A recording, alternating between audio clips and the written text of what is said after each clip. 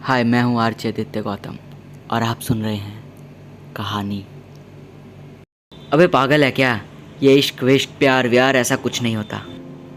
कुछ ऐसी ही सोच थी आरव की रिया से मिलने से पहले।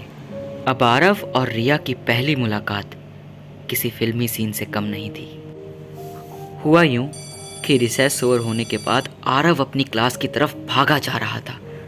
अगला पीरियड मिस ब्रिगेंजा का था और उनके पीरियड में लेट पहुंचने का मतलब क्लास के बाहर मुर्गा बन के बैठना, और आरव को ये बिल्कुल मंजूर नहीं था। और वहीं दूसरी तरफ रिया अपनी क्लास की कॉपीज का बंडल उठाए स्टाफ रूम की तरफ जा रही थी। वो सेकंड कॉरिडोर में वाटर टैंक के पास दोनों में ऐसी टक्कर हुई कि दोनों नीचे गिर गए। अब आरव ने जैसे ही रिया की तरफ देखा, वो बस देखता रह गया। शायद इसे ही लव एट फर्स्ट साइट कहते हैं। रिया ने आरव को स्टूपिड बोला और वहां से चली गई।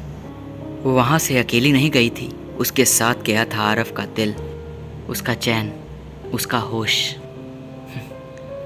जैसे ही छुट्टी हुई, आरव ने घर जाकर सबसे पहले फेसबुक पर रिया की आईडी सर्च की। अब मार्क भैया ने फेसबुक बनाकर हम जैसे एक तरफा आशिकों का काम आसान कर दिया। हम अपने प्यार को कहीं भी और कभी भी देख सकते हैं। आरव ने रिया की आईडी ढूंढी जैसे कोई छोटा बच्चा अपने खिलौने ढूंढता हो। छोटे बच्चे को अपना खिलौना मिल गया, आरव को रिया की आईडी मिल गई।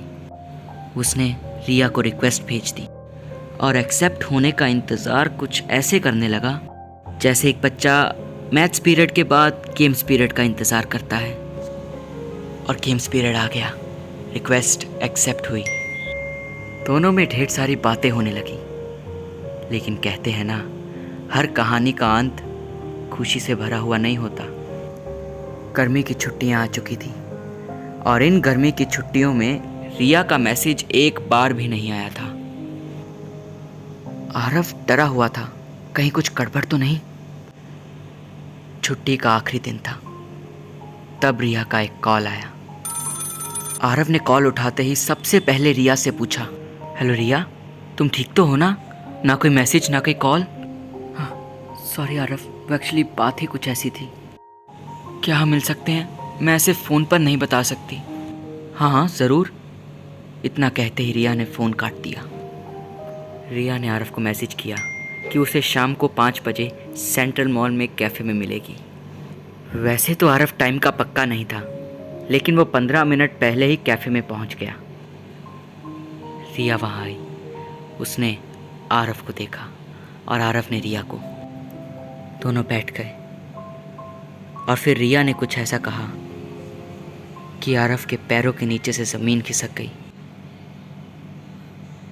आरव लिसन, मेरे पापा का ट्रांसफ़र हो गया है और हम यहाँ से हमेशा के लिए जा रहे हैं। ये सुनने के बाद कैसे रिएक्ट करे आरव को समझ ही नहीं आया।